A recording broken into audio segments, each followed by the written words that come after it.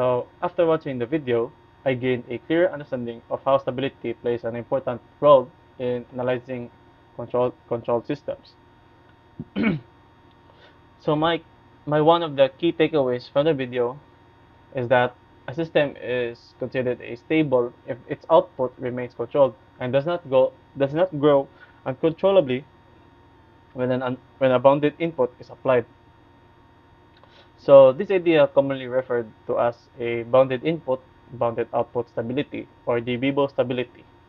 So this video explained how engineers determine the stability of a system by analyzing the location of poles in the S-plane.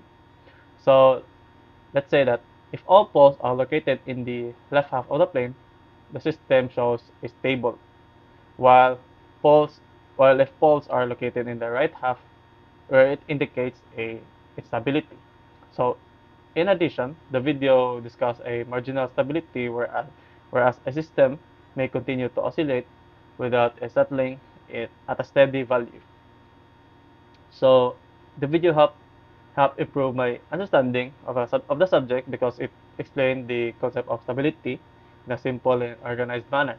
So the explanations and examples made it easier to visualize how systems respond to different inputs and why stability analysis is important.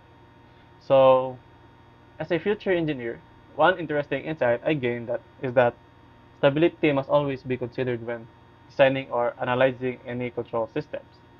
So if a system is not stable, it can lead to unpredictable behavior and may even cause a system failure. So overall, the video helped me realize that stability analysis is a fundamental concept that engineers must understand to design safe, reliable, and efficient control systems. And this is my reaction video E, and thank you.